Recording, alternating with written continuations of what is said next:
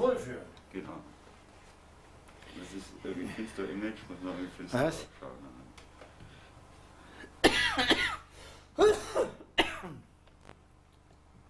Yeah. Okay. I think this is very good. Yeah, like this. Du könntest das so alles eigentlich so lassen und... Oder? Gut, sehr gut. Die Schrank nicht mehr da. Oh, das ist so, na. Kondoshai. Shimasho. Ich liebe es. Gut. Perfekt. Ist das schon perfekt? Banco, bitte, das ist jetzt nicht für dich. Was nämlich sonst? This is Chris Kara, one of the founding members of the group Amon from Germany, from the German underground from late 1968, 69, and we'll be talking about these days. Hello, Mr. Matsumoto. Yes, hello Chris, how are you today? Konnichiwa. I feel very good. You know a little Japanese? I spent there, let's say, about 2 months, so it's not enough to learn enough. So Chris Kara has been in Japan for 2 months. In what year? Okite kudasai kono ai shimasho. Shimasho. Good. Sehr gut. Kondo ai shimasho. Maybe you go back. Chris, you are a member of the original Amon, the band which is known from Germany for the psychedelic underground times. There are not many facts known about this band, but please tell us when and how Amon began to work. Yeah, it's, I can say it is in a few words. It's been founded in 1967, and it used to be a community of, let's say, 12 to 50 members, but the musician were only 4 people. It was Rainer Bauer from Vienna, singer, Peter Leopold drums, Ulrich Leopold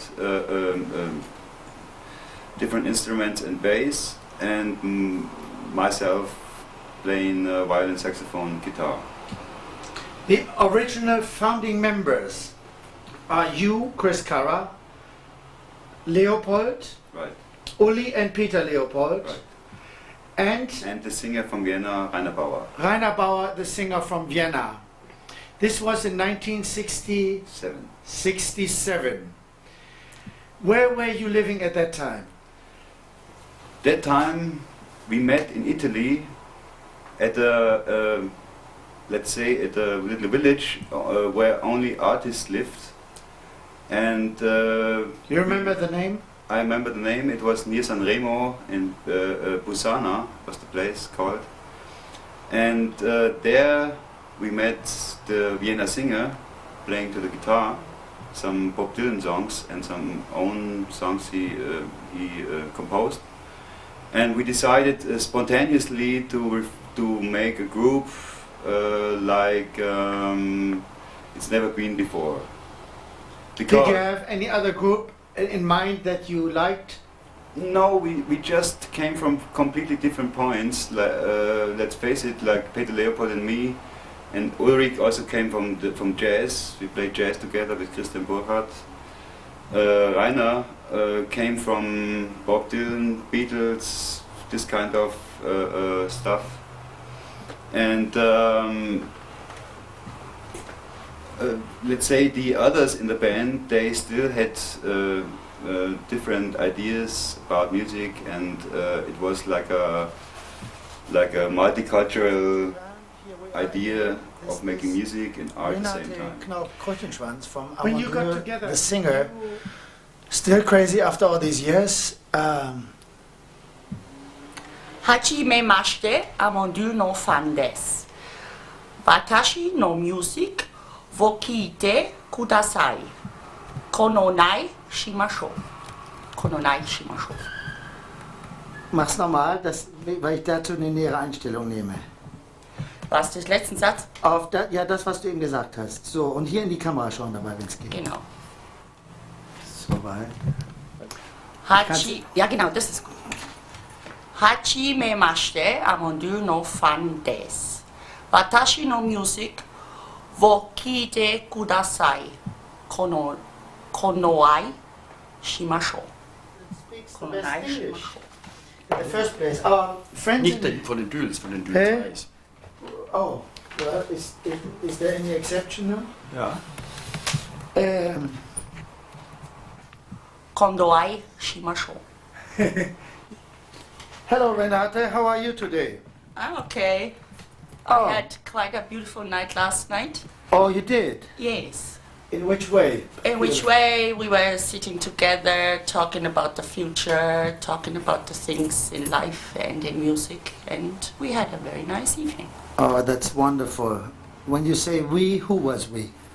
We is our guitar player, Chris Kara, our friend Gerhard Augustin, he's still a friend, and other friends who were part of the party. Oh, party time. Yeah. Renate, were you one of the original Amon Düül members? Yes. Yes, I was. Because there are not many facts known about this band. Please tell us when and how Amon Düül began to work.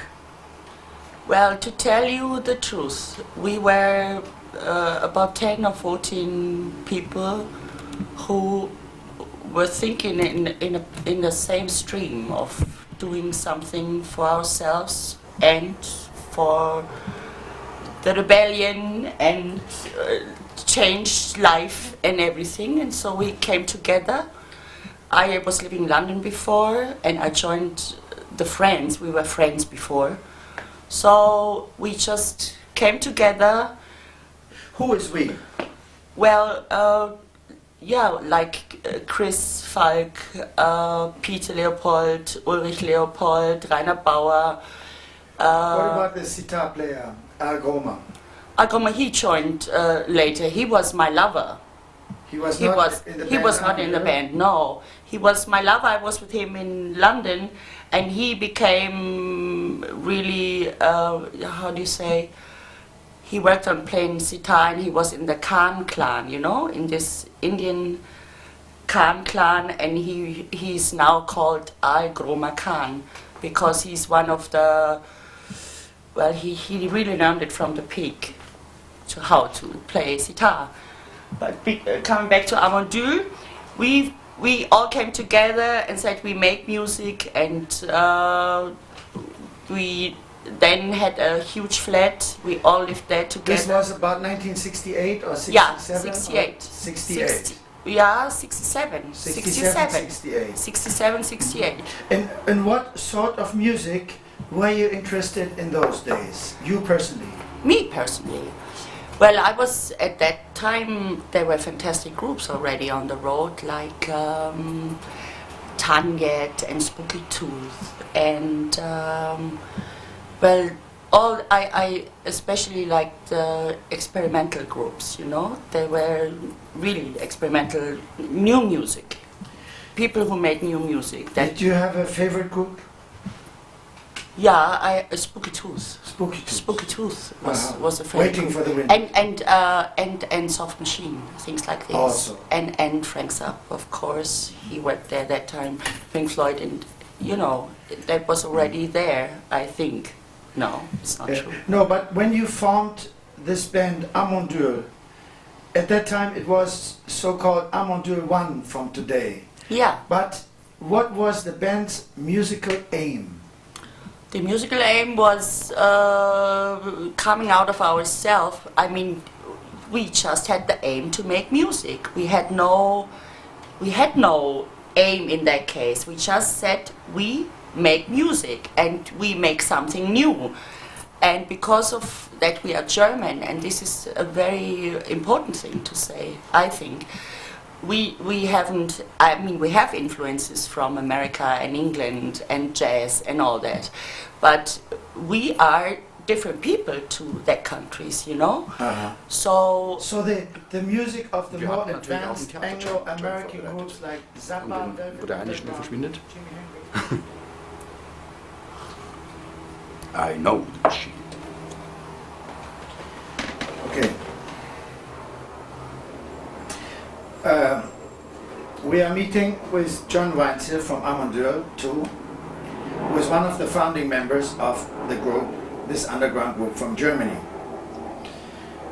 We are talking to some friends in Japan, and there are some questions. At the time, John, when there was Amon Düül, how did you join the band? I left home and went to Amon Düül. They were called Amon Düül at that time, and we started Amon Düül too. Who was we? We, this was Chris, Renate, Gerhard, who died, Falk, and a couple of more people. Some are dead, some still alive. At that time, were you influenced very much by the Anglo-American groups like Zappa, Velvet Underground, Jimi Hendrix, Pink Floyd? Who has affected you most in your music? I wasn't affected of that at all. I actually came from the rock level. I was playing since I was 14 with the Beatle Gang bands and all this, the Mercy Chants we were called. So I was always the kind of rocky guy, and the others were more the jazz people coming from jazz, from free jazz. And in those days, we all more or less were influenced by Mothers and Inventions and all these people you mentioned. But basically, I don't know whether I was influenced so much from their music, but rather from their style of life. And in fact, I only bought 2 records in my life. The first was Sgt. Pepper, and the second was Piper at the Gates of Dawn, Pink Floyd. Ah, but it is said that Amon Düül was not only a rock and roll band, but also a political commune. Yeah, it was not a rock and roll band at all. Maybe it was a little bit like I was in charge for the rock part, and there was other people in charge for other parts. But it definitely, it wasn't something we sat together and said, "All right, let's start a band, make a big career." It was everybody was so unhappy with lives at school, at home, and we all knew the way people act with each other is just not right. You can't live together like parents and children like it was in those days, and we wanted to live in a different way.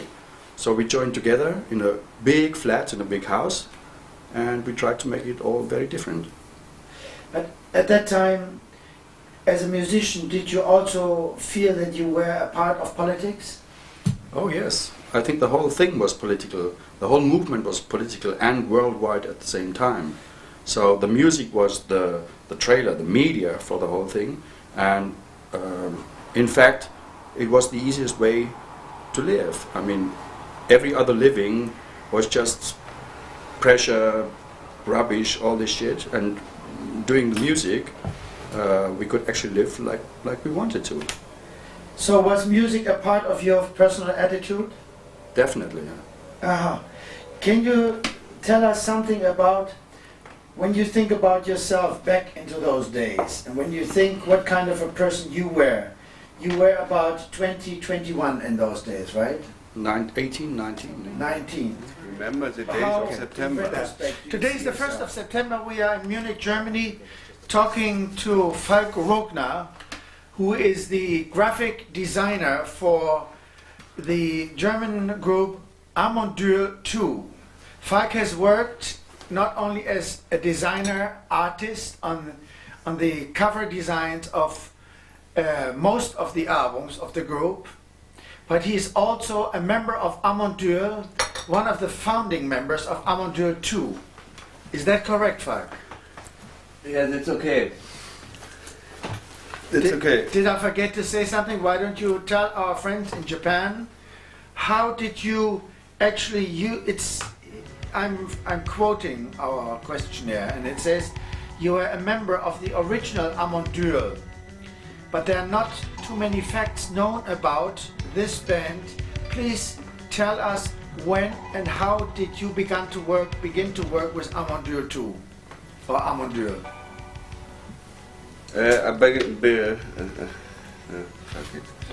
Fuck it. Careful, please don't. It would be nice if we can. Ich will jetzt bloß da draufstellen. Ja, nicht, dass es nachher umgeht, Nee. das wäre zu ärgerlich. Deshalb wäre es mir Ich muss darüber, ja, ich habe nicht so gekriegt.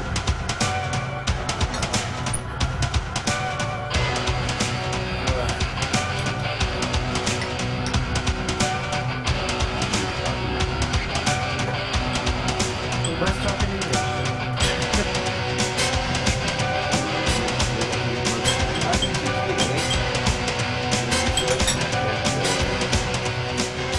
That of Peter and Ulrich, Leopold, and Chris Harrow was there, and Rainer Bauer.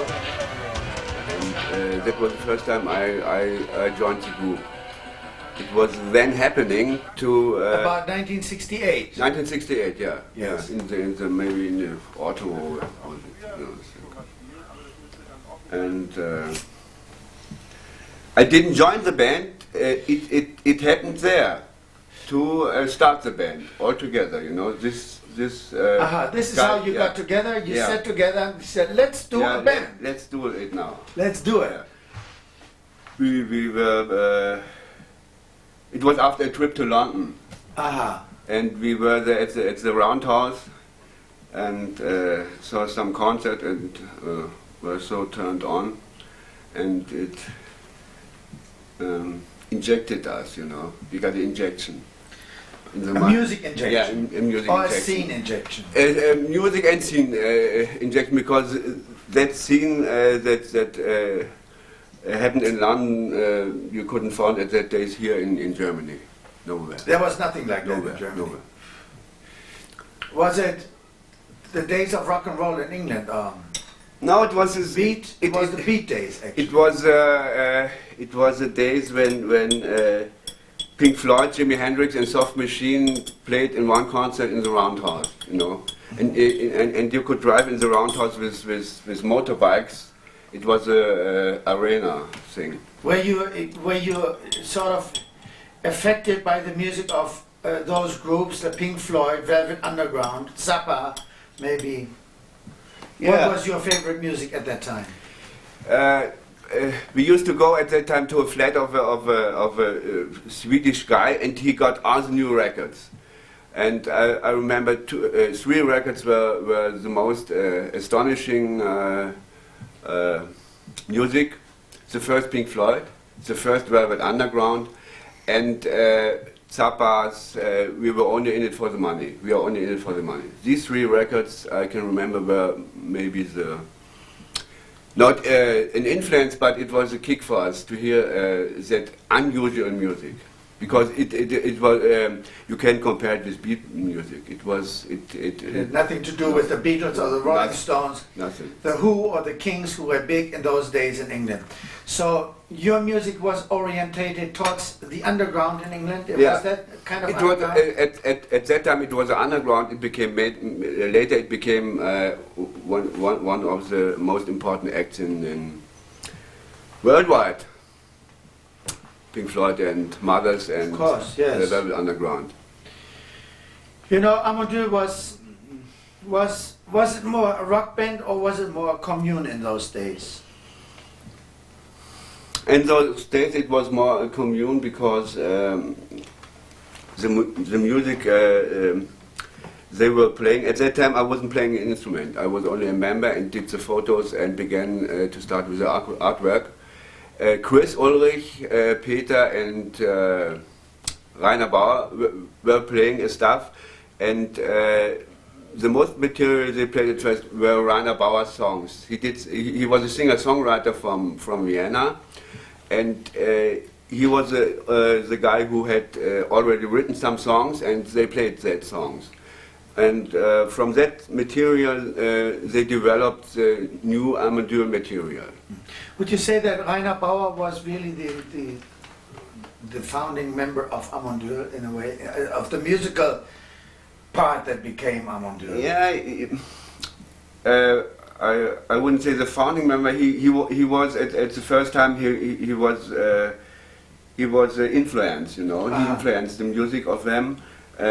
Especially, he had one piece. It was called the acid tune, you know, and it was a tune of 3 chords and going for half an hour. This was very new. At that time, you only heard these pop songs with 4 or 5 minutes, and this was going into the direction of improvisation, and also influenced by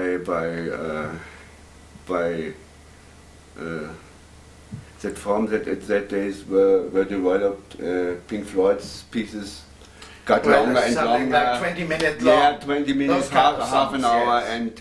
and so this first main tune of Amon Düül was that acid tune, but it was never recorded. Later it was forgotten, but I think at that time it was a very good tune and inspired the people, you know. It was its first live concert in the university. They played it and the people freaked out. It was. Do you think that this kind of music has become a part of your own vision in terms of being a visual artist for the band? You were expressing the feeling in those days of the band in terms of pictures and films and...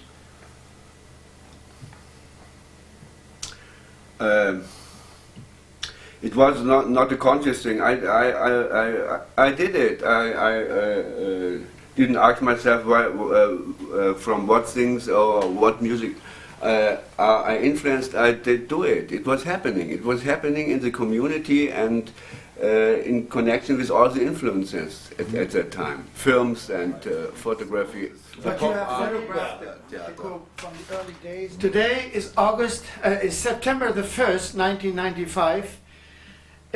We are talking to Lothar Maid from Amon Düül, an interview for the Marquee magazine in Japan about Amon Düül and Amon Düül 2. Lothar, you are one of the members of Amon Düül, the band with psychedelic underground. Not too many facts are known about this band. Can you please tell us when and how you become a member of this group, Amon Düül?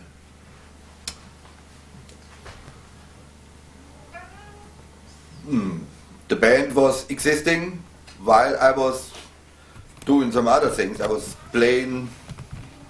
had been playing and still was playing black music in the clubs which existed at that time in Munich, because we had like 35,000 American soldiers here, plus families. And they had, of course, clubs, and it was like almost in Harlem, in some of them. Here in Munich, in Germany? In Munich, in Germany. Aha. And these were American GIs that were stationed in Germany, like many of them were in Japan too, I guess. Right. But like me as a person, I always was interested in many things around me. Best all of the situations in life. So I was not playing only black music, I was playing freak music. But always as a bass player? Always as a bass player at that time. Freak music, which I called that so, in lack of another name, at that time at least, I played, let's say, with Christian Burkhardt.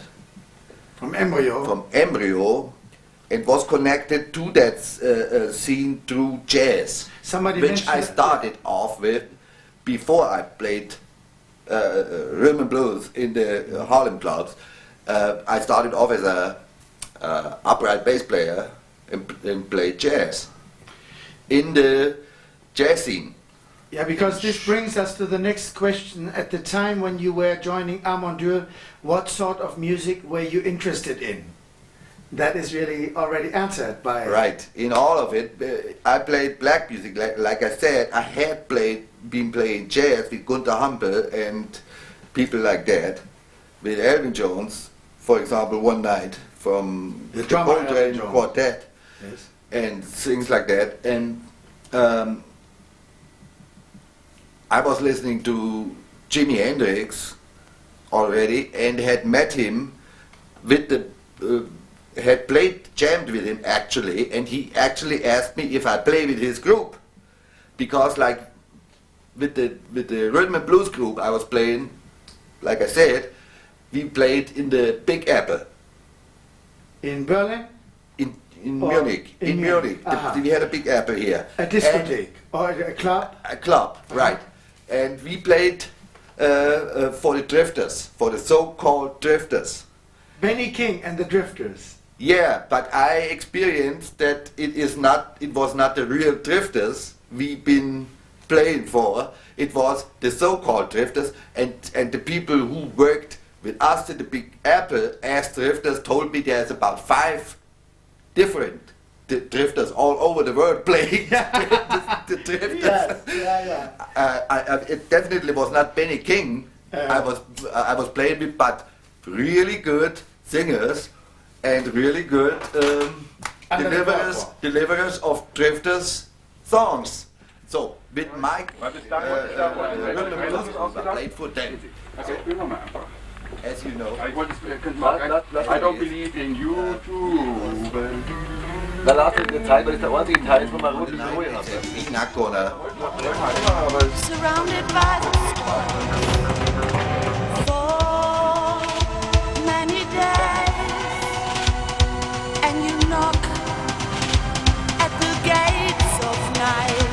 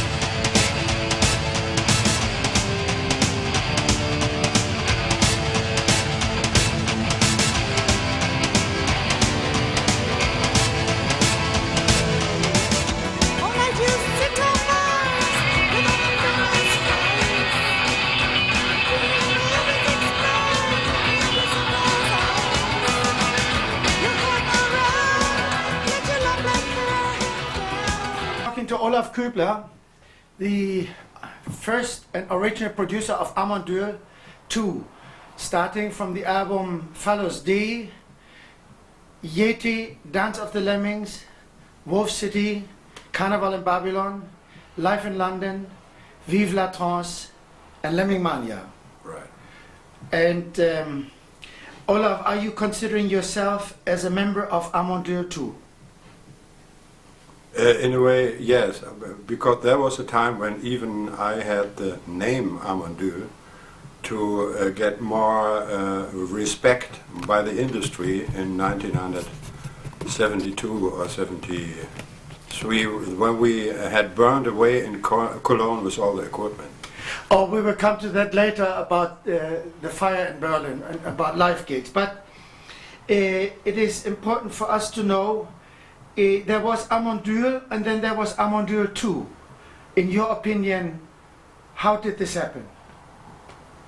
As I know from other guys who were member in this time when this happened, for us as Amon Düül 2, it was all the time a big problem that there was some other stuff on the market with the name Amon Düül. This was the reason that that the group later said, okay, we're gonna get this to the name, because everything is gonna be very confusing, you know. So there was Amon Düül 1 was the political commune in Berlin, and Amon Düül 2 where was the musical arm of the group that formed in Munich in 1968, or when? No, the first thing was this commune in Berlin, and I think, as it looks now, and as many people said, it was like a rip-off from the industry, because suddenly they thought there is a new thing going on under the name Amon Düül. And then people said, okay, why we don't give them a chance and get them all in a studio, and everybody could play, even the housewomen and the drivers, everybody could play percussion or whatever, and they made recordings with this material. And this material came later when we were already working on the career of Amon Düül 2 on the market. You know, this is what I know. The really thing when Amon Düül, or how it started, I cannot tell because I was not there. The other members of the group, Chris Cara and Peter Leopold, have talked about it before. I took the group under contract in '69, and we started very quick after this in the time to produce the first record, Father's Day. And suddenly it was when the record came out. Suddenly the director from the company Liberty Records called me and said, "Olaf, why you don't come in the office? We have big problems because there is another group on the market with the name Amon Düül." And then we tried to forbid this in these times, but it couldn't be done because it was too confusing.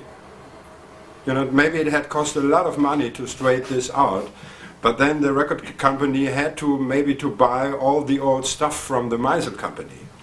Well, this is like Amon Düül 1, and then you started Amon Düül 2. At that time, what kind of music were you interested in?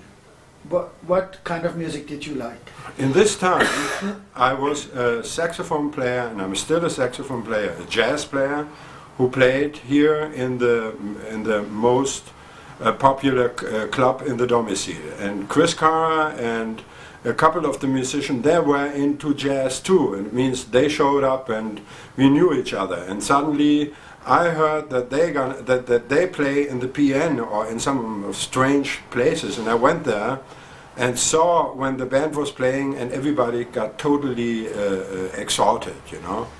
And then I said, why we don't look for a record company to get it together? To make a record? Right.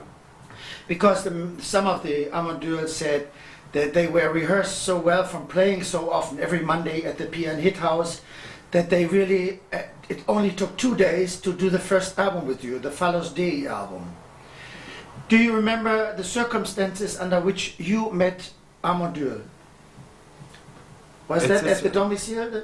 No, I knew Chris Cara and I knew Peter Leopold because they used to come to the places where I was a player, as a saxophone player in a jazz band or in a soul band, in the Tabarine or wherever.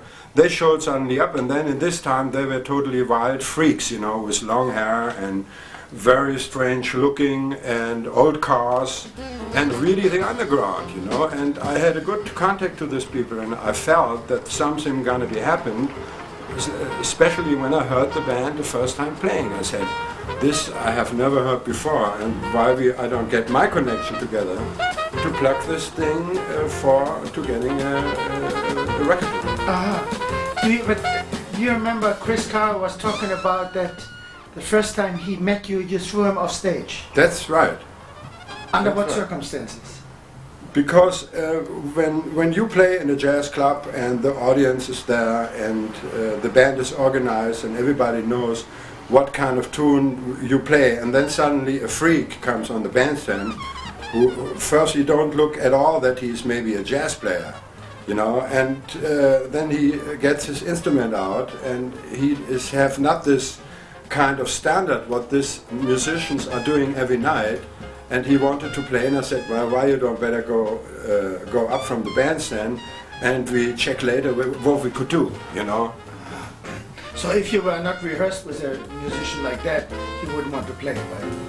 Or you wouldn't want I never, if I'm playing on a bandstand and somebody shows up and says, if you could jump the bandstand, I normally say no, because in 100, most time it is horrible, because somebody had bought just a saxophone yesterday in the store and get stoned on the bandstand and say, why don't let's go Freak and out. play Yeah. Cherokee, and they even don't know the composition. I mean, no way. Now, looking back to 1968, when you think about it today, was Amon Düül for you a commune, a political?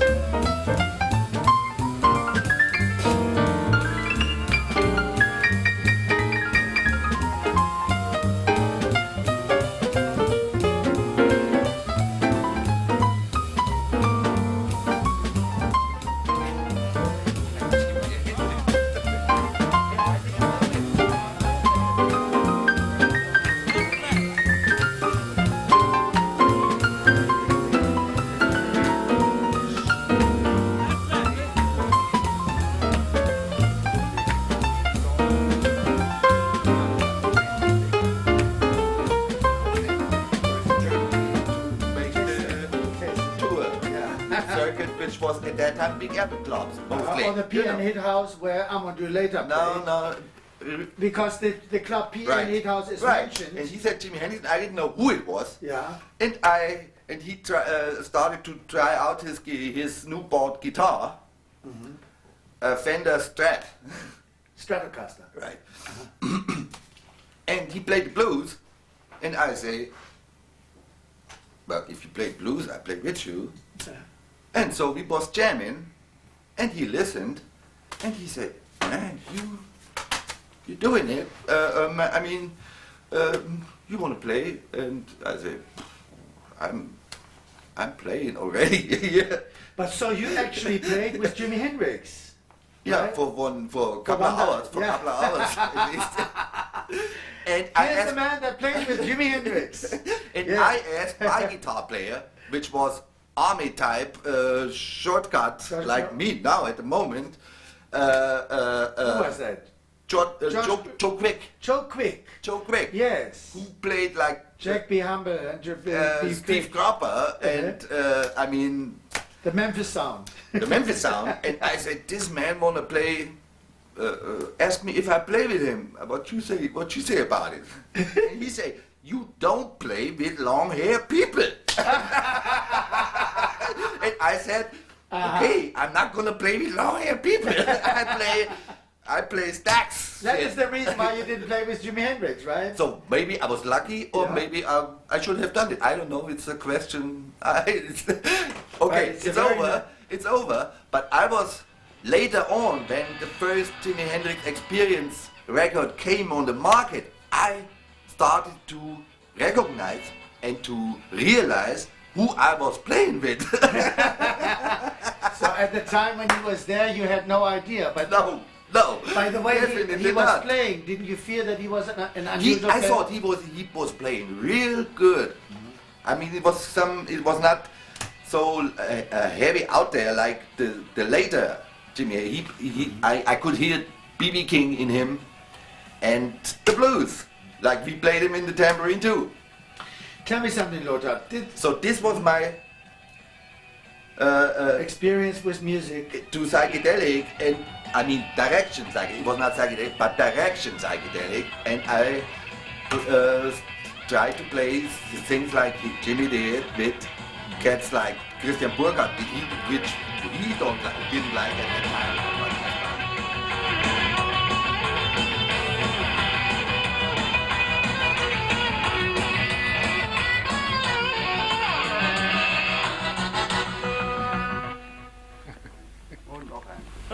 Ja, das war jetzt ganz klar. Ja, genau. Noch eine. Alles klar. Du siehst ja aus wie der Wanderfahrt, finde ich ja geil. Frosty the Snowman. They follow you, and soon it was a political commune in that way that at that time we had all these student rumors, changing the laws, changing the living, rebellion from the youth, and that's why, and because of we made not the music like it was used to make for Germany, like Schlager, you know, this funny stuff, Schlager, you know, like Hildegard Knef or whatever, you don't know, or popular music, but the ugly one. Yeah, but you mean the melodic, repetitious music which was sung in German and that sort of thing was not your kind of music? It was not at all. So I suppose that meant that you wanted to show your own vision and your own opinion on society. Is that... that's so, yeah. So? Yeah, that's so. That's so, and it's kind of hard work, you know. That time we... Of course, you know all about it. We took LSD and we had this brainstorming, and we actually didn't know where to go, but we knew from the feel where to go, and that we had it in our hands, and so we stuck together and built our music. Isn't it? Yes, so the music, was that also in a way an expression of your attitude towards society? Yeah. In which way? Did you oppose, or were you revolutionary, or how did you feel? Yeah, we felt like of really grand being something else. We didn't want to go the mainstream. We wanted to do it our own way. And it was a hard thing, yeah. It was a hard thing and a hard fight, and the acceptance came not easily. You know, to be accepted from society, it was a hard fight. Looking back to those days, how do you feel today about yourself in the late 60s? Now, I knew Falk. Falk. Falk had a brother, and his brother was in boarding school with me together. That's how we knew, and that's how we used to escape from boarding school, which was about 1.5 hours drive away from Munich. And illegally went to Munich during the nights, staying with Amon Düül, staying in this commune, and going back in the mornings to our Latin and math lessons. Yeah, like when Amon Düül too started making their first album, Follows D, how did you feel about that at the time? Oh, it was just great.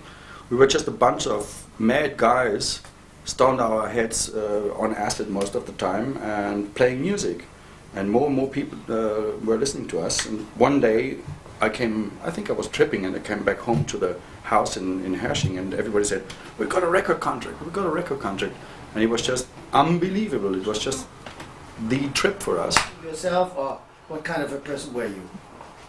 I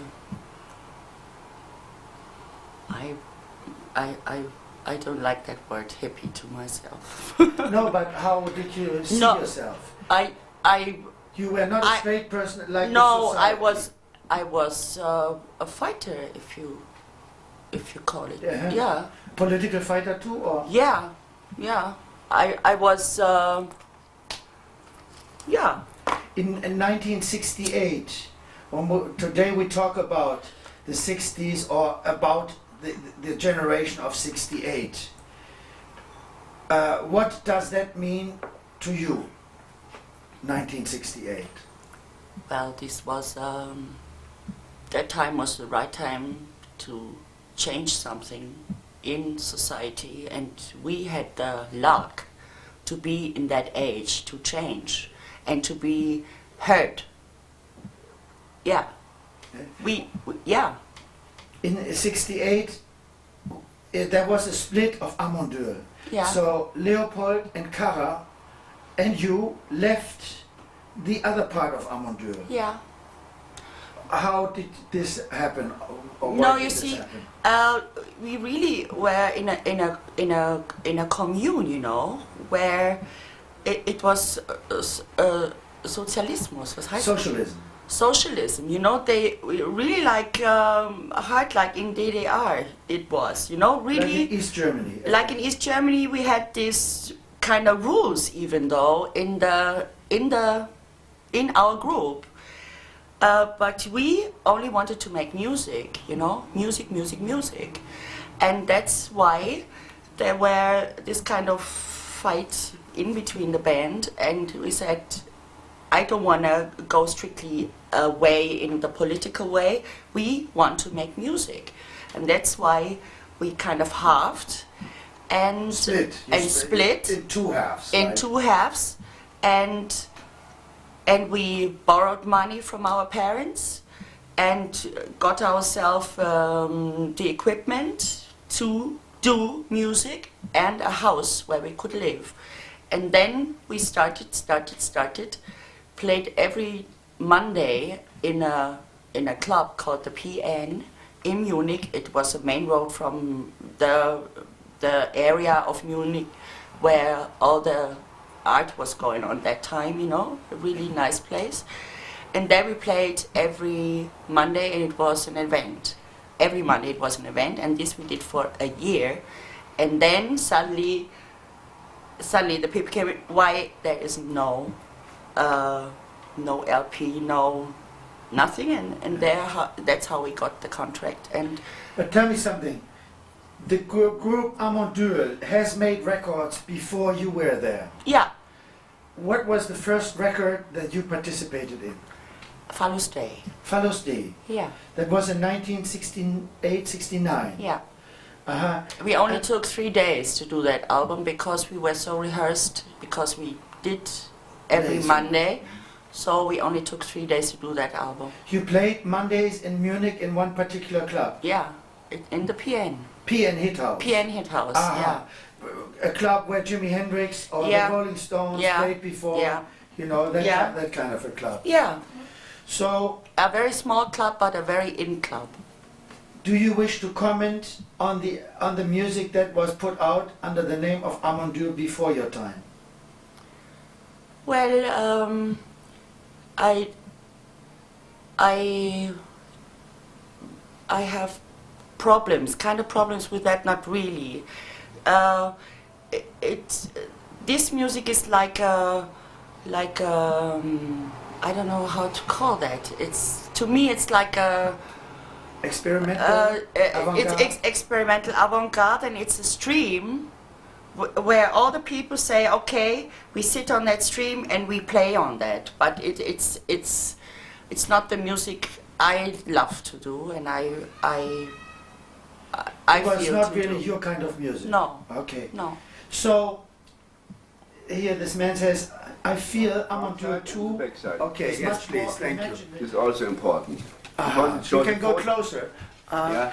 Warte You mal. can do maybe at the photo of the group. Ja, habe ich jetzt. Ja. So wäre es. It shows the new direction which the band seemed to have taken. Yeah. Since when did you have the idea to do this style, and how did this idea come to you? Maybe one more like that, so we have it easily in there. Anyway. This artwork is made of if you want to know this, of 3 guys. The group photo did Gerhard Stein. He was at that days our main. The album is called Amon Düül Fallus Day. Yeah. And it's a connection of in the background. It's an old painting we found in an old castle nearby where we lived there in Hersching, and combined with a photo of me of this, this ravens or crows sitting in the tree, and there is at the backside a certain kind of UFO thing, a certain kind of magma or comet, flying over the earth. An unidentified flying object. Yeah. That's what it is. Looks like an egg. It did very simple. Can you imagine how I did it? You burned a picture. I burned a slide. Yeah. And I guess so. Yes. This was a whole. Yes. Great. Yeah. Well. It's like a. Was heißt denn das? Erleuchtung. It's like lightning. It's like a lightning also on the group, you know, on the faces of the member of the group. That was the very first album cover you designed for Amon Düül. Yeah. Is there any well, we go to the next album. There was the inner sleeve photo, but it's well, this may be a reprint or Yeah, yeah. whatever, you know. But this is the album Yeti this is Yeti, the from 1971 or 70, 71. 17, I think. Yeah. Uh-huh. Who is the person on the album cover? This is a former member of the group. We called him Krischke. He was sometimes playing some keyboards and living in the community. And a strange thing happened later to him. He died in the snow on an acid trip. He died in the snow on an acid trip. Yeah. Ah. Nobody knew that he was going into the forest. It was near his parents' house. And he fell into sleep and Fell asleep. he fell asleep and Froze to death. froze to death. That was 1969, I think. That was maybe 69. Yeah. But anyway, so and the idea of this man, he has a, what do you call this? To cut grass. It's a German expression. They call it in old German poems the Schnitter, der Schnitter. Der Schnitter, The cutter. the cutter who cuts down the corn, and maybe cuts down your life too. You know, it's a mystical person. Very interesting. Yes. Can you? And it was made. It was made in a location nearby the house we lived at that time. Was it house? Of course, Chris plays the guitar like this, I sing the way I sing, Peter drums the way he drums, John has played guitar like he plays, and all these people together made the music. And this is what it is. Is it possible for you, in short sentences, to give a concrete comment on the first three Amon Düül 2 albums? That's Phallus D, Yeti, Tanz der Lemminge. Could you say to each or about each album something that is outstanding in your opinion? Well, to the first album, I can say outstanding is that we made this music and we did it in 3 days on this album, and it is showing our life and love and being. In those days? In those days. Yeti, we were kind of going into ourselves saying, okay, what do we do next? What is it? How? And we wanted to do more songs, you know? Not on Father's Day, you know?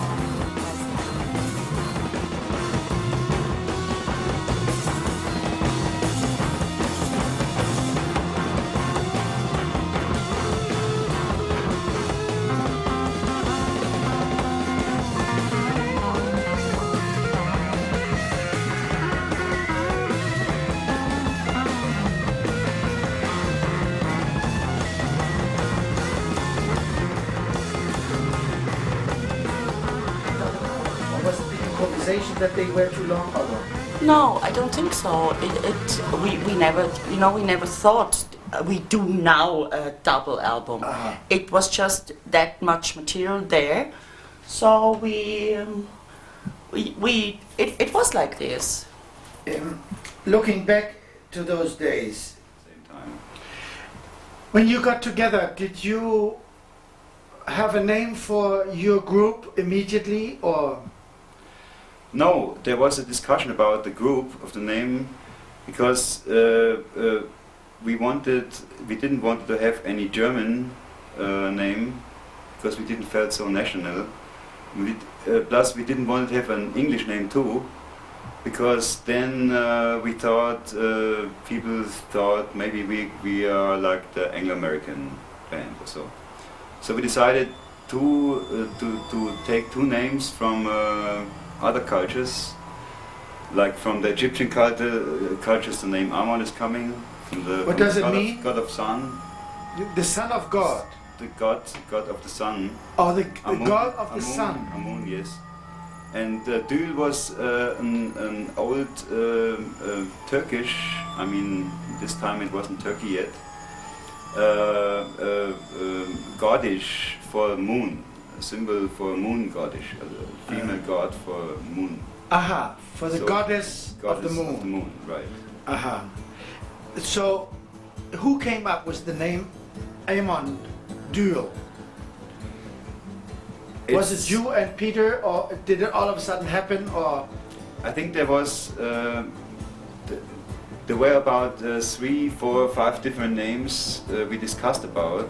And you all decided on this one? We decided on this one. Aha. This was the thing. What was the band's musical aim? What kind of music were you planning to do? Yeah, it was funny at the beginning. I mean, there are still some recordings we never issued, never released. In '67 we started to combine Rainer Bauer's acoustic song material with acoustic instruments like flute, like violin, like saxophone, like bongos. This was one section. Then we explored electronic and electric instruments and possibilities and facilities. So we had another kind of, it was actually 2 different kind of bands in midst of these 4 people, which played other songs electrically. Plus, we had already then the idea to make tribal music, and there is still tribal music. Tribal music, sort of improvised. Which means improvised, which means also participating of the wives and the children. Everybody was. Everybody was invited to take part in this jam session. Aha. Were you already living together at that time when you started making music? Yes, after this meeting in Italy, we decided to rent a house together and build up this community. Where? Actually, this was in the near of Munich, the countryside, and you know, it was a beginning in a way. It was too small for so many people, because at the end it was maybe 12, 15 people. This was one reason for the split, I can say now. Another reason was the left radical wing, political wing party, which influenced one section of the other part, which called them Amon Düül 0 or 1 or whatever we call it. You mean at that time there were already 2 different fractions of 2 different fractions, right? musicians that Right. called Right. each I mean, you can individual? imagine some came from the jazz, they couldn't stand to play with musicians who just learned the instrument or who Coming along like with this a terrifying crash. He cries laughing, she's got 9 hands. Not social enough, because one people plays on 6 different drums. So we split it into 6 different people, and everybody.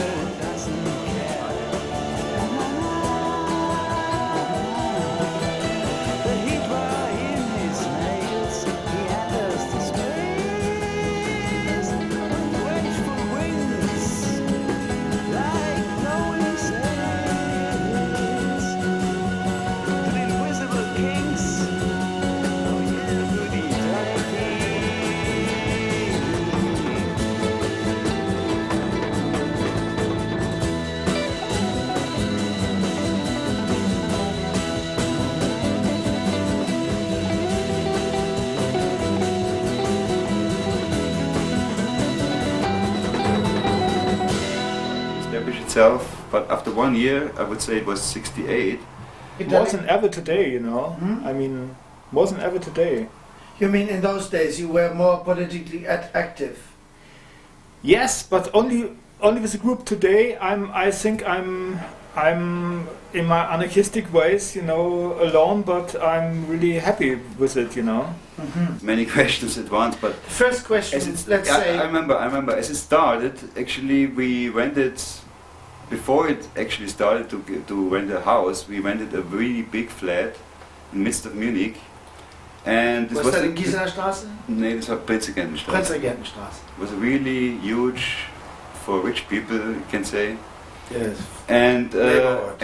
and we acted also like rich people, like elite people, like you know, which maybe came from the fact that we been hunted from the police, from the citizens, from the society, you know, hated same time. So the anti-reaction was to So you were have the really longest hairs, to have to have the weirdest outfit, you know, and to make the craziest music, and maybe also taking the most drugs or whatever. This was a really kind of arrogant time, I would say, and it was a closed circle. Not many people were allowed to come into this community, to be honest. I mean, you know, some film people had the chance, some journalists, some musicians, but all the other people, they had to prove that they are crazy enough to join us, you know, and not to disturb at the same time. So, you felt that you were visuals over this were linked together. The normal society. Have you done these events live too? Yes, at those times we played the PN every Monday, at least once a week, and there was those bubbling light shows, you know, from a master called Vincent. No, I don't know what he's doing today, but he did all the light and bubbling and light show stuff, you know, all the visuals. Vincent. And so the light show was really a very important part Yes. of any performances. Yes. Now, after Tanz der Lemminge, who had sort of changed the band into a more rock and roll band? Because Carnival in Babylon was showing rock band-like structures, featuring Renate as a lead vocalist. I have the impression that the band tried to be a total normally rock band rather than being the art performance group that it was before. How do you feel about this? That's totally right. The art performance group was one of the old powers of Amon Düül, you know, and I mean also in the beginning, and from Carnival in Babylon on, which was then was Lothar Maid in the group, and Renate was the only lead singer in the group, which was more than a. But I didn't think it was too successful, you know. Nobody felt really happy about it, about the direction, you know. I mean, the art performance group is the thing we should do even now. Now, when Lothar Maid sit on joined the grave, yeah, and the hand is the hand of John Weinzel because he was a new, you know, a new member in the band. He just became. So this was in 1969. 1969. Yes. It's the hand of our new guitarist after the split. After Rainer Bauer left the band. No, the band split already up, you know, in two pieces. That was in 68, 69. 69, I think. Yes. Yeah. Yes, and then John Weinzel came into the band. Did John play on the Fallows Day album actually? Yeah, he played on Fallows Day. He played on Fallows Day. And then on Yeti. Fallows Day is also, it's the first Amon Düül 2 record, you know. And on Yeti is not I think it's not the same lineup but it's a similar lineup like Father's Day on Yeti. So that's very interesting because I guess nobody has known this before, that those shadows, dancing shadows, actually. Dancing shadows. That is the Amon Düül original Amon Düül 2. Original Amon Düül. Original Amon Düül. Before the split. Yes. Some new kind of possibilities because John Weinzel was more like a straight player with a strong rhythm kind of thing, and Chris Carr was the kind of freak. You know? But you know, there was a very imaginative sound period where Amon Düül had painted pictures with sounds and music. This also was in connection with Falk Rogner's artwork. Did you, or do you remember when they had light shows on stage? Yeah, in this time they started to doing light shows, in this kind of thing that they had a special glass with some strange Flüssigkeit in, fuel, and they had all kind of strange machines and put these things on the wall. And sometimes it looks like was a feeling like in the Grotto of Lourdes, or it was all kind of experience because no equipment was already then done for this kind of thing. Even like Pink Floyd or this bands, they were playing with not big light shows like today. Was there any particular Anglo-American group like Zappa or Velvet Underground, Hendrix or Pink Floyd maybe that had a great effect on the music of Amon Düül? I could not say anything about this because Amon Düül, they were touring a lot around and they met a lot of people, and for sure there will be some people who had a strong influence on their musical kind of opinion or whatever, you know. Can you give us some good examples? Cara, David Anderson, Chris Carr, ja, brauche ich nicht aufzählen, was sie gespielt haben, oder? Ja. Dave Anderson, Renate, Peter Leopold, John Weinzer, and that's my, my head from the side. Yes, and these your are profile. Yes, your profile. Yeah. And die Hände sind? Whose hands? Yes. On top there, the top. Yeah. The hands are the hands of. What do you think? What do you? 1 minute. Yeah? I'll tell you in a minute. Yeah. Those hands, those Renate. I can. Renate. I can say what it's a hand of one of the guitarists. Vincent. Cara. Chris. Yes. It's on this. It's the first photo session with Gerhard Stein you got. Chris Cara. Yeah. Yeah, I see. And these monumental horses, the horse, is there a special meaning for it on the bottom? And when they said, okay, we take the record Dance of the Lemmings, then it had a lot to do with the whole movement in the band.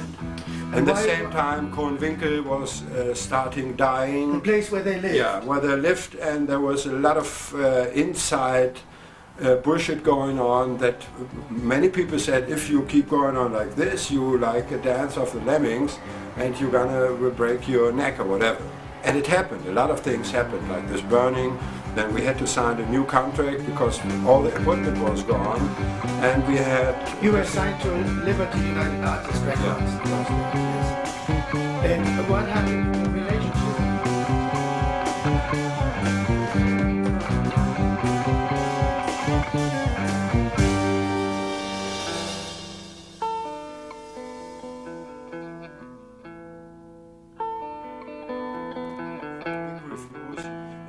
And everybody said this is the music of the future, it's going to be like Pink Floyd, or these are the German, and we got big prizes from the German Abendzeitung, and movie prizes. And we had like a golden film prize for doing a music for a film, and the film was exactly playing for 3 days and was never be a song. But the award itself is like an American Grammy Award for music. Yeah. Right?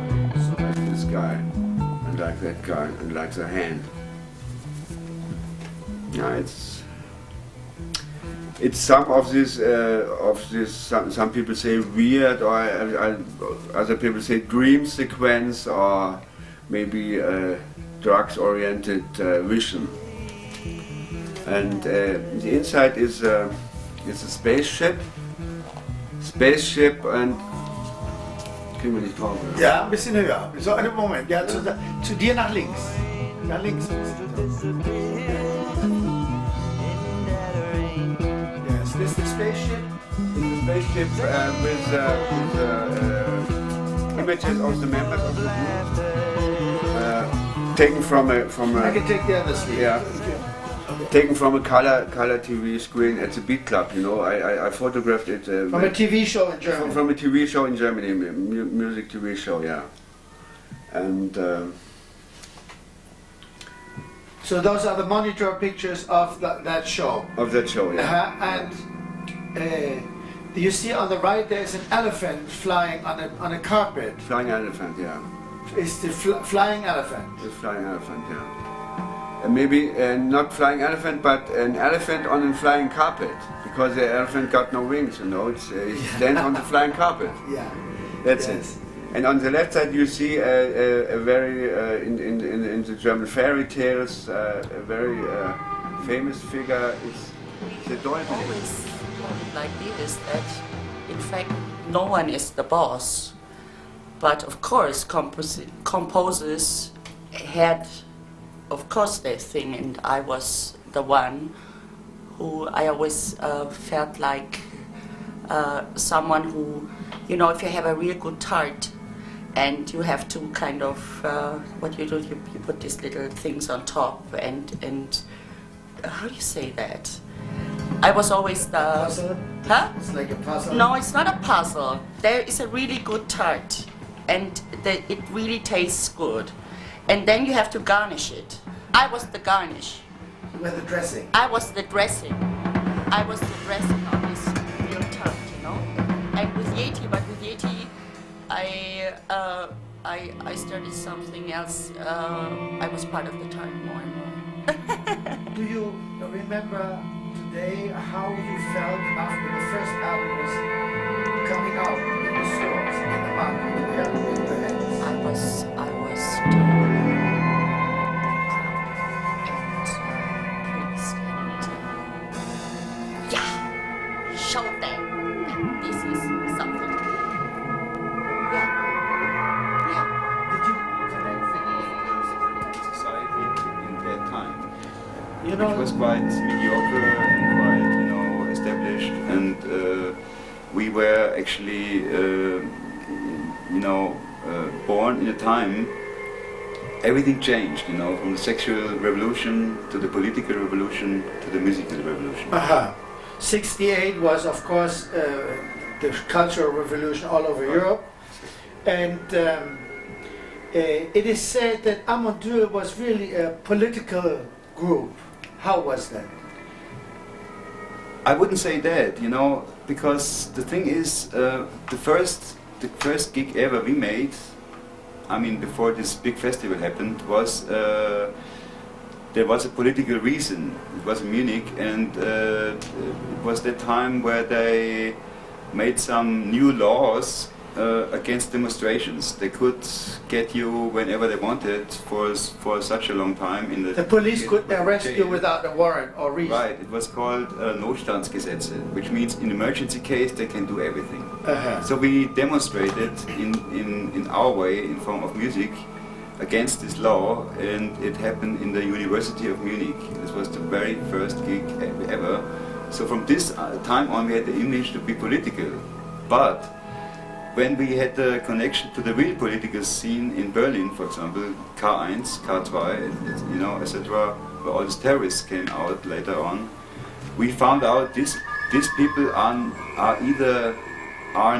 not either interested in art, nor in music, nor in any other cultural things, nor in books, nor in philosophy, nor in anything, but in their dogmatic ideas. And when we visit them, I think it was the time when we played with Edgar Fröse from Tangerine Dream. We made a jam session in Berlin all together. Then we got the invitation to stay the night in the K1, in the very famous Commune 1. They have been in the Melody Maker, like Rainer Langhans, Fritz Teufel. They were kind of figures in the scene, characters. So we thought, okay, we can say hello and stay a night.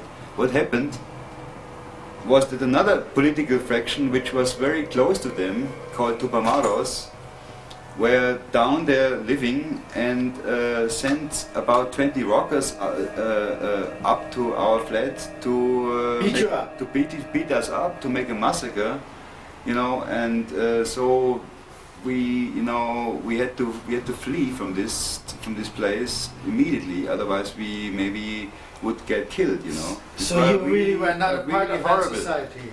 No, I mean, from this point on, all the political things was, for us, was in a way connected to, let's say, to violence, in a way, which came out after in the form of the terrorists, Bader and Meinhof and so on, you know. And we didn't want to be terrorists. We want to be terrorists of minds and fighters of spiritual fighters, and so, you know, like in the sense of Castaneda, you can say, you know. Yeah, you know, here this man asks, he feels that Amon Düül too is much more imaginative and filled with musical ideas than the original band of Amon Düül. I feel that the title tune of the first album shows the direction the band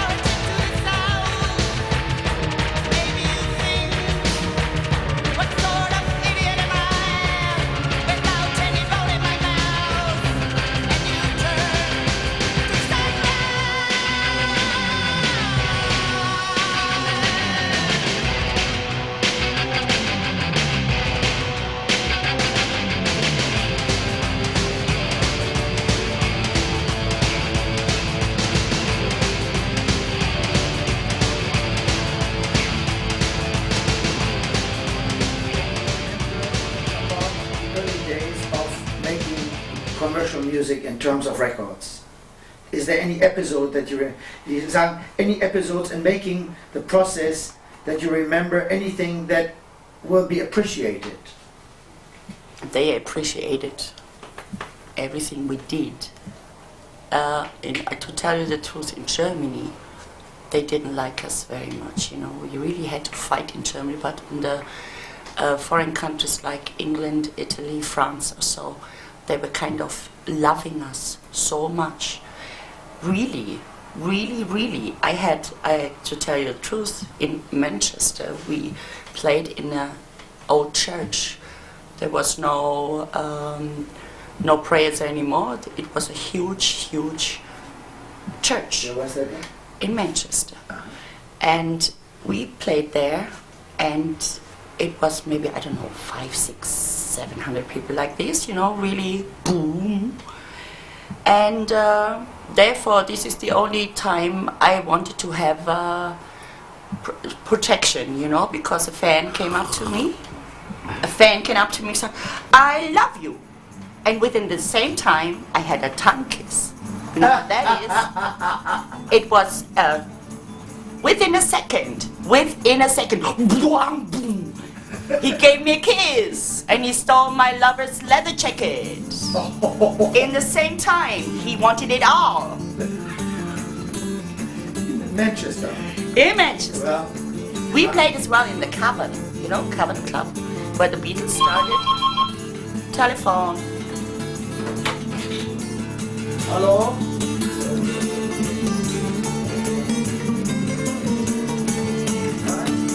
Ja, ja, bis jetzt. Ach, morgen schon? Morgen 13:45 Ah. Zeigen Sie das oder müsst ihr da nicht? Nein, zeigen Sie. Das haben wir ja gemacht. Aha, 13:45. Morgen schon. Also morgen Mittag im Bayerischen im dritten Programm. Sehr interessant. Ja, wunderbar. Ja, konnichiwa. Konnichiwa. Domo arigato.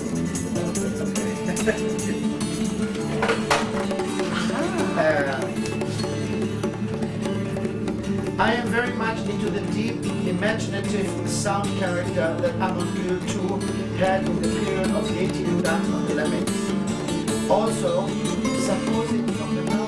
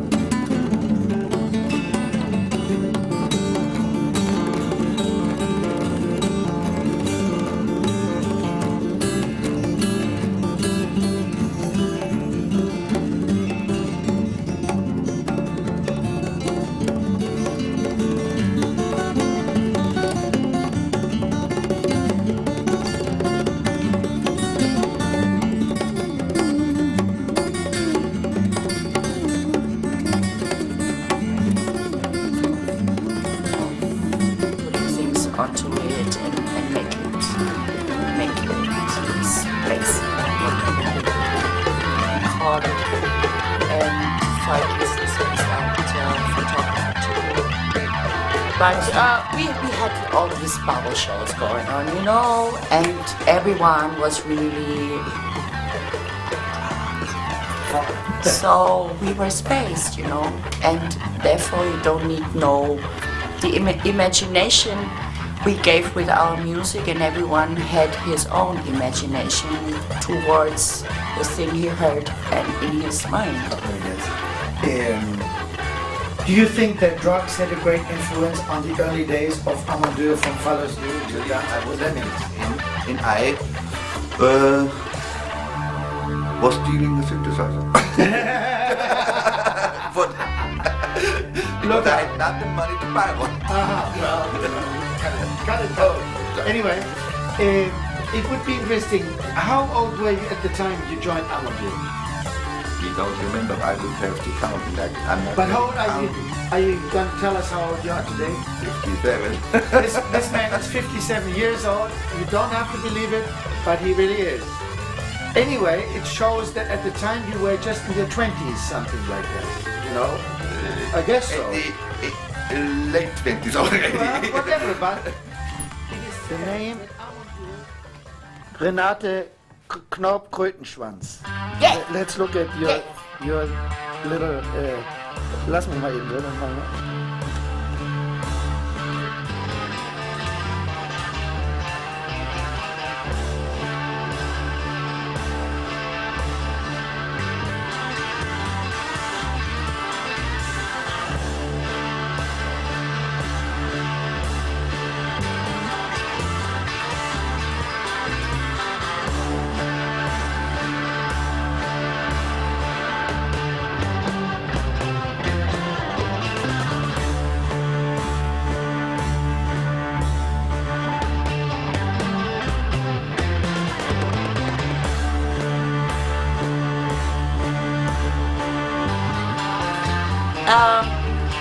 This I sang the very first when I was very small in the church choir, and I loved this melody ever since. And then I said to Chris,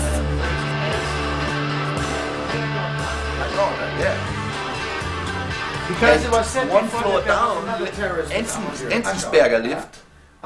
The writer, Enzensberger. Right. Magnus. So I didn't live in the commune Amon Düül was living, but I lived in a house where people this was of happening. new thinking was living. Right, because it says that some of the members of Amon Düül were in a political action involved. How much was that applying to you? It was applying to me, like to most of them people. Like I said, Eisler and Monhard was living next door to me. I asked them because it was hard to get a telephone at that time, a telephone number. So I asked these people if we could make a double connection. And I talked to Heisler about that, and he said, yeah, of course.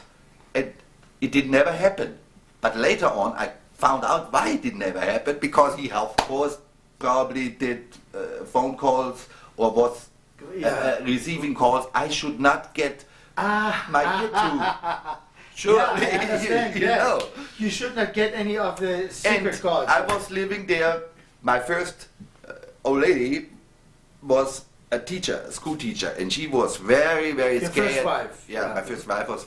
She was very, very scared of this kind of scenario happening next door and happening up their embryo, and so it happened like in all situations like that. 5 o'clock in the morning, you hear big boots in the stairway, and you hear the bells ring, and you hear knocking on the door that you could think the door's gonna break in, and you open the door at 5 o'clock in the morning, and the police came in with machine guns and was looking around my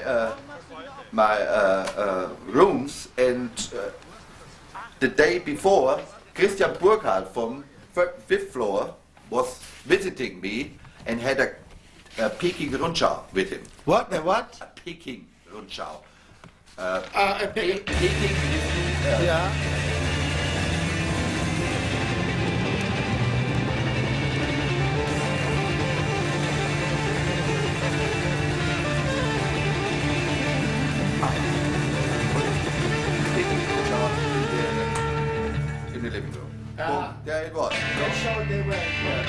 Abitur, but it was a school teacher, and it was, I don't know if Japanese people know about Bavaria and political situation in Bavaria still. I mean, for a school teacher to discover a big Kundschaft in his living room, it's very, very bad. Yeah, right.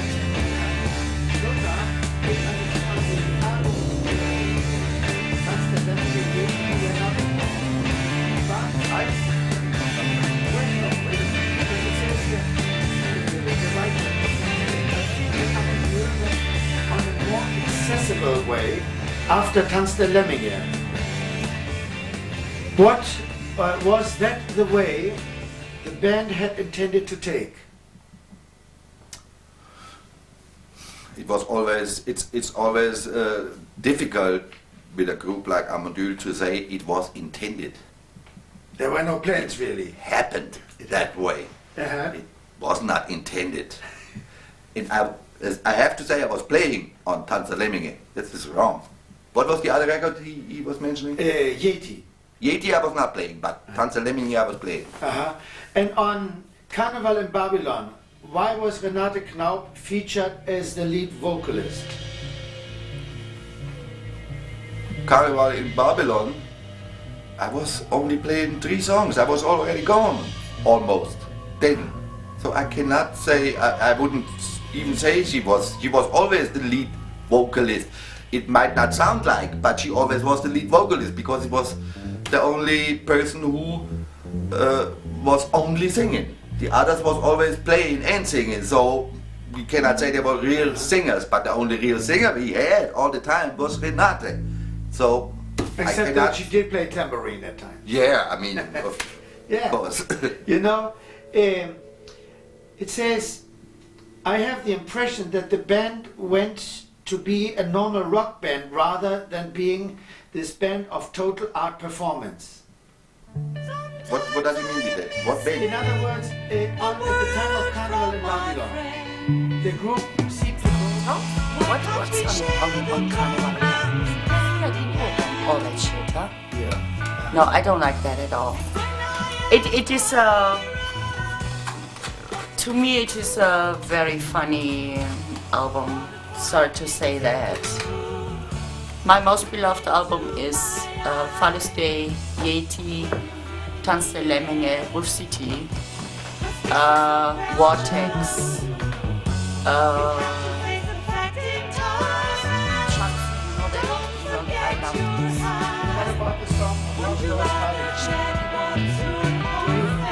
anything special about it, and who gave the basic idea to create the feeling on the song? It was Lothar, I guess. And Lothar sang the song, and but I think it was Lothar and John. It's a John composition. That was the time when Lothar Mike was joining the band. Yeah. Did his joining the band affect the music, and did Lothar take the group into a different direction? Of course, because to tell you the truth, Lothar is a musician, only musician, and a real musician. He played. I mean, he was always a rebellion, and he was always. How do I say? He always played music, heavily, really strong, really. And I am very pleased that he joined the band. And I'm very pleased that he joined picture, us. I mean, I don't even... It's like a clown. Then on Wolf City, the presence of Chris Carra is not getting stronger. Why was that? Was that the condition in the band in those days, or that Chris was sort of... You're talking about Bergerac, yeah, exactly. That's another thing. If you look at me, it could be me, and I'm a clown anyway, in part of my person, so imagine what you want.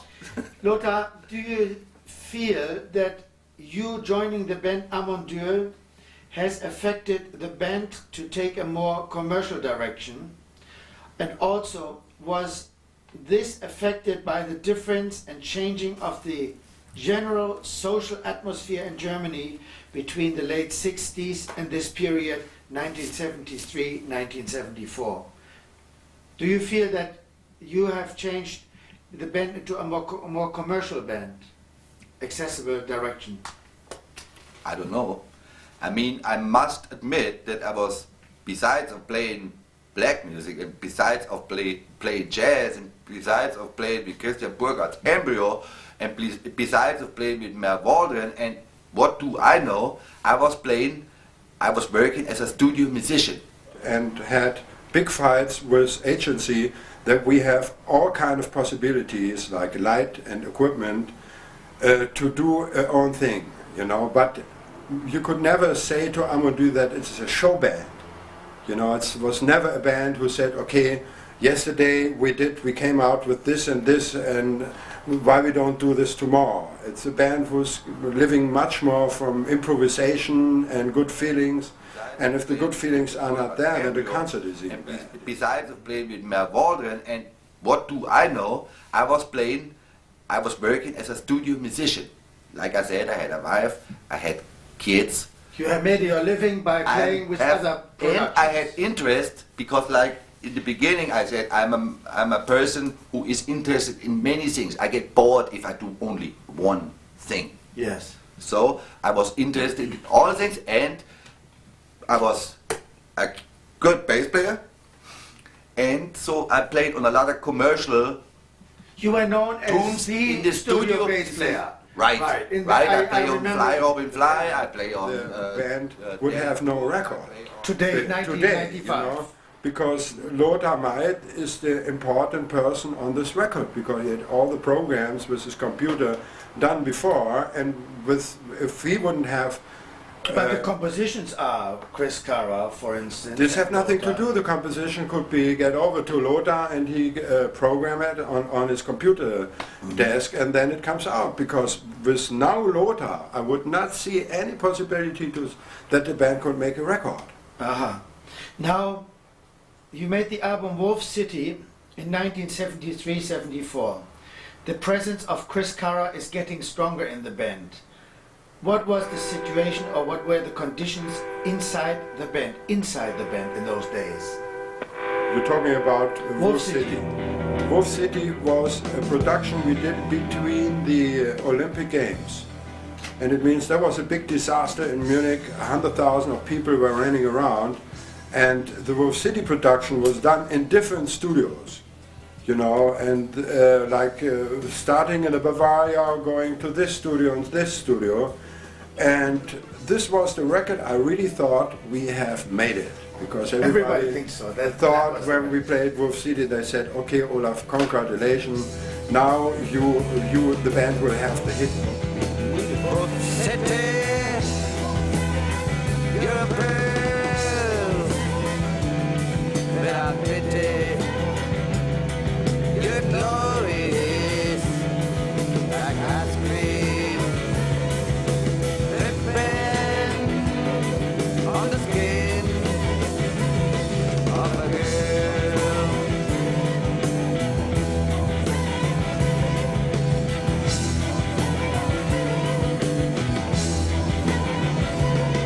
And your voodoo grass is going to conquer the world.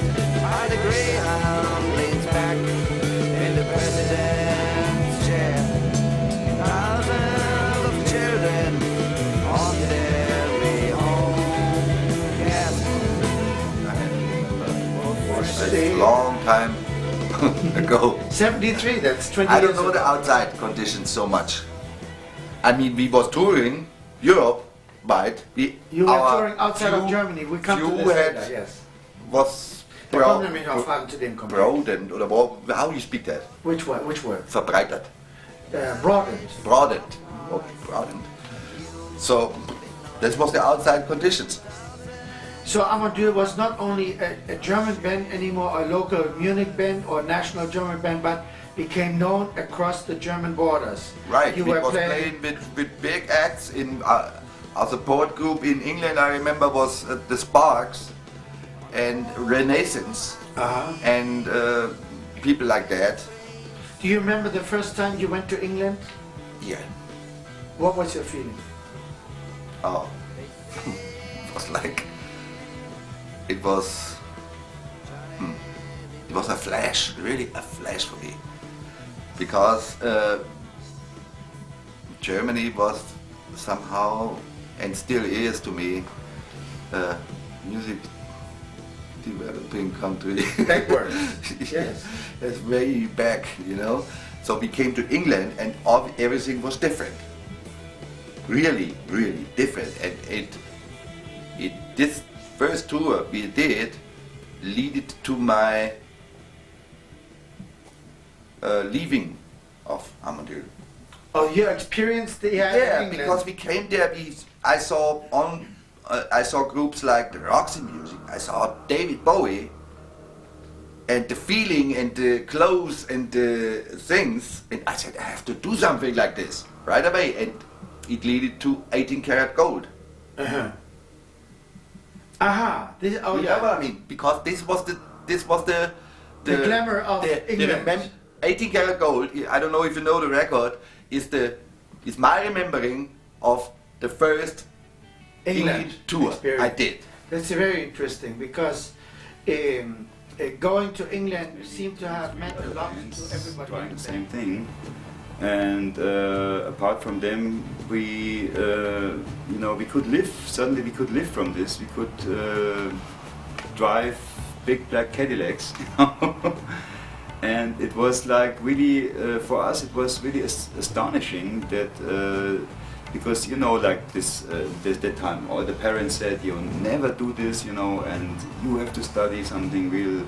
So you can have a family to feed after, and suddenly we could live. We could have a big house, to invite people to make all kind of projects also, and there was some filmer in the band. There were some light show people in the band, and they were all equal. Even the roadies had the same income as the musicians that time. So the idea of the community was not so much political, but at the end it was political. On what kind of money was the group living off? Were you making enough money with your music in these early days, or? I have to admit that after the split, I had to ask my mother to lend me money to build up a new group, actually, to be honest. I mean, I have to say this. A lot of people have gone through that. Yes, right. She gave me the money for renting a house, to buy some equipment, and to buy a band car. And of course, after 1 year, the house was rotten, the band car was gone, and the equipment was also fucked up, So the band had to live from its own, because there are not so many parents giving the sons or daughters so much money again and again and again. They expect to, some money coming out of this, because they still thought in this very conservative terminal. Chris, who was in the early years, or who has been, in your opinion, the musical director on the album Follows the Yeti and Dance of the Lemmings? It's an interesting question, yes, because one of our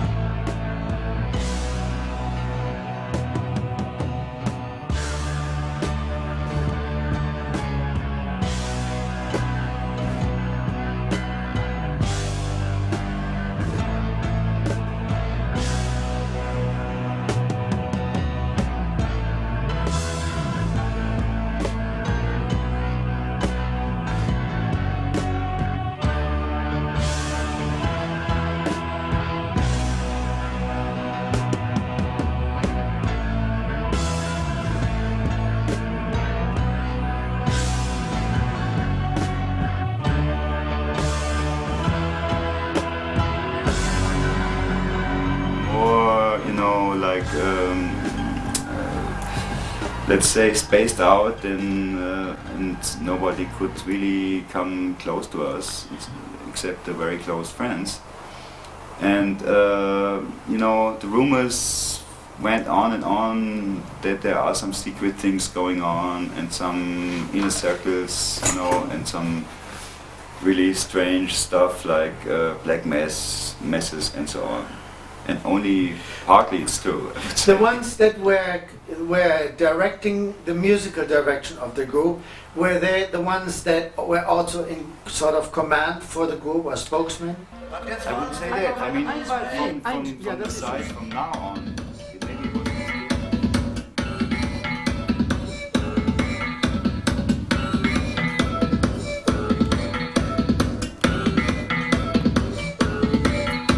If things would be as smiley as they say, I really would be happy and jump around every day. I would say, Louie Louie, Louie Louie, kiss my, Louie Louie, kiss my.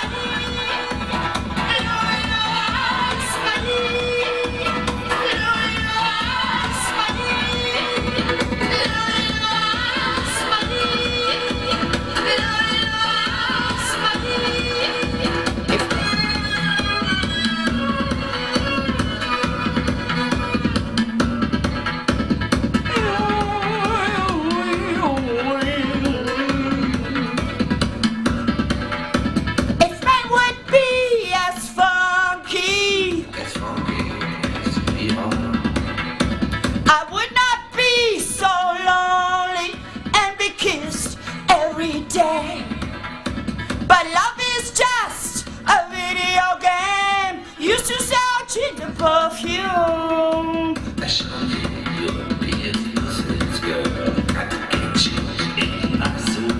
We're supposed to say, kiss my.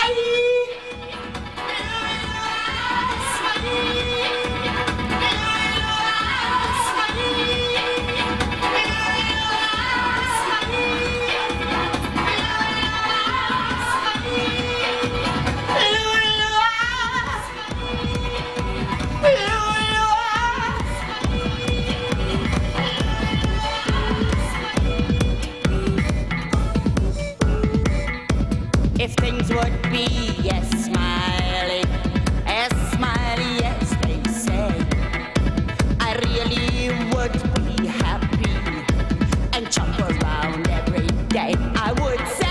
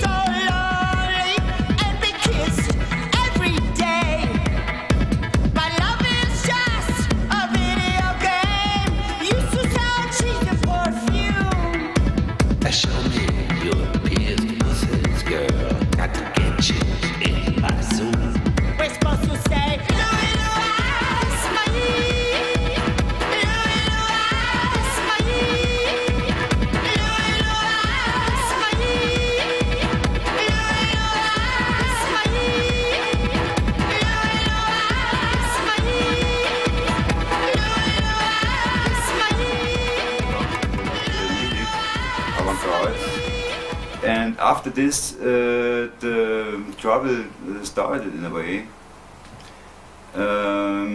It was maybe not even our fault because, you know, that time your company closed down, and we had to find United Artists Records closed down.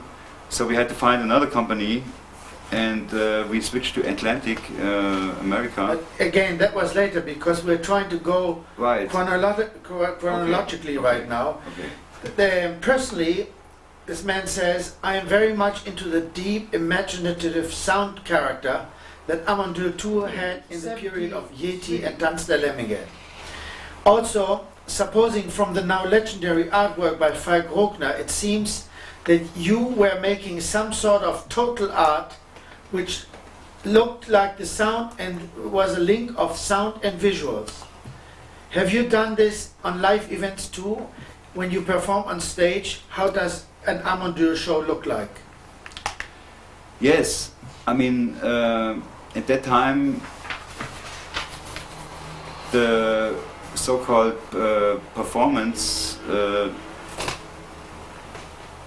came out.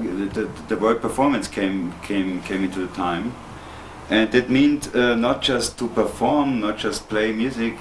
It meant also to have some projections with bubbles, or you have some diapositive, and maybe some porno movies same time as Donald Duck comics, and also they had some ultraviolet light and some styropor balls came down, hundreds and thousands of them, plus magnesium flashlights and so on. I mean, it was like the beginning of what I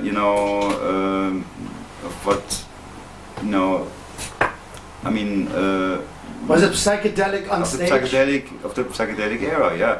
And also it was we were keen to do actually to do every performance different, invited people, sometimes from the theater, sometimes from the ballet, even some sport people, to do something complete interaction like while we were playing our stuff. And of course this was every time it was different, and I don't know if it's ever been documented like this, but it was more than just music. Let's face it. It was really an event. It was really an event. At what time and under what circumstances did Renate Knaub-Kreutenschwanz join Amon Düül?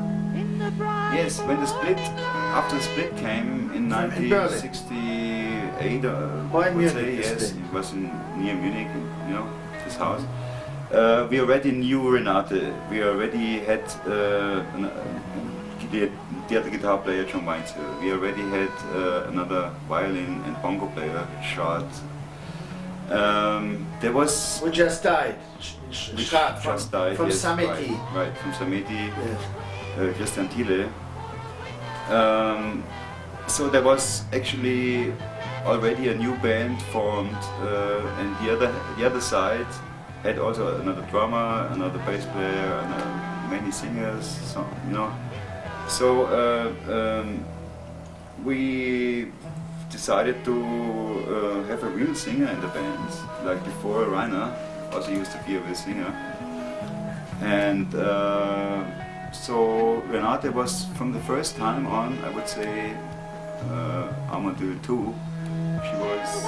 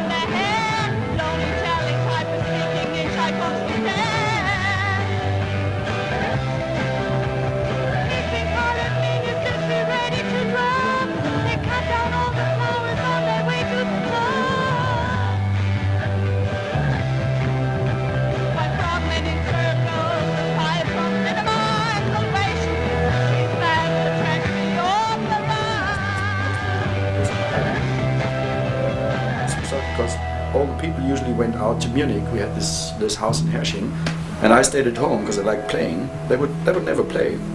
So I was you concentrated on composing in the house? Not really. I was playing all day, and when they came back in the evening, said, "Hey, I got a new riff, and hey, listen to this, and let's try this." It wasn't that there was one guy really leading this. It was the beginning of, I think, for a period of the next 7 or 8 albums, that it was really Chris and me doing the special work. Like he wrote a song, played the rhythm guitar, I played the lead guitar. I wrote a song playing the rhythm guitar, and he playing the lead guitar. Yeah, I enjoyed this time. So the idea of soap shop rock. Soap shop rock. How did that come about? Funny story. That was one of the songs that I wrote. And at that time I think I was very fond of Mike Harrison of the Spooky Tooth, trying to sing like him very much, but I couldn't. And in those days I wrote this song. I think it's a pretty long number, like 10 or 15 minutes or something like that.